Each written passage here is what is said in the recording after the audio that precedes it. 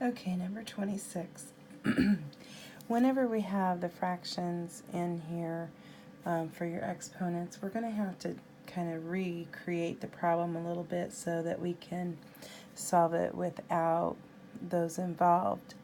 And so what we're going to do, first I want you to think of it like this, that this is a 1 as an exponent, and since this is a fraction, 1 can be represented as 2 over 2 for this particular exponent, just so that they're kind of being talked about in the same perspective. So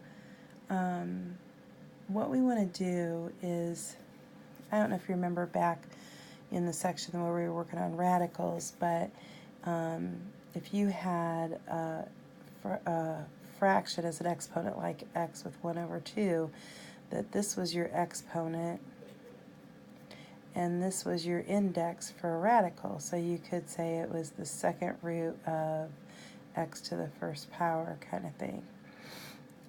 So the top number is the exponent.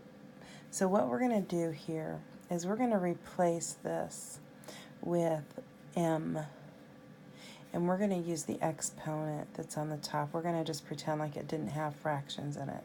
So then this one's going to be 9m with that exponent from the top to the first power plus 4 equals 0. And so what we're going to do, in a little while we'll come back and we'll fix this so that it still works out. But what we're going to do is factor this as usual now. And so when you multiply the first and last, you get 8, and the factors of 8 are right here. If we take the sign of the middle term, it always goes on the largest number. And these need to multiply to make a positive 8, so that tells me that my small ones are going to be negative. So the set that equals the middle term, when you add them, is right here. So we have to factor by grouping because this starts with something besides a 1. It starts with a 2, as a matter of fact. So we're going to have to factor by grouping here. It doesn't matter which order we put these in. It'll still work out either way. Okay, so we're going to cut this in half and factor just this part. There's an m in common, and when you remove that m out of both of those, we have a 2m minus 1 left. Over here, I know I'm going to pull out a negative because that's starting with a negative. And these two have a 4 in common, so when we take a negative 4 out of these, we get 2m minus 1, because remember, you're supposed to be able to multiply back up like that and get this.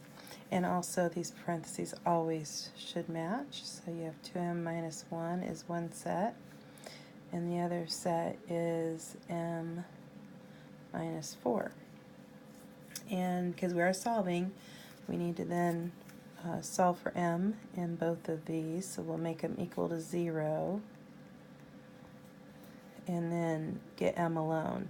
So I'm going to add 1 to both sides, so I get 2m equals 1, and then divide by 2. So we're saying m is equal to 1/2, and this one we'll add 4 to both sides. M is 4. So we're saying m is 1/2, and m could be also 4. And so what we're going to do is, this isn't really our solution yet because we have to deal with this idea that we had fractions up here. And remember, we replaced m to represent x to the 1/2. In fact, I don't know if I want to look at something. I could have maybe explained that a little differently. Yeah, I want to go back a minute.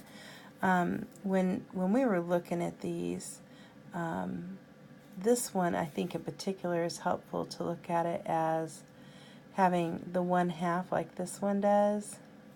Let me write it off to the side here. It's really x to the 1/2 to the second power like that, because then you'd be adding your exponents here, the power to power rule. So I kept the 2 out here, and I replaced this x to the 1/2 with an m, and I did the same thing here.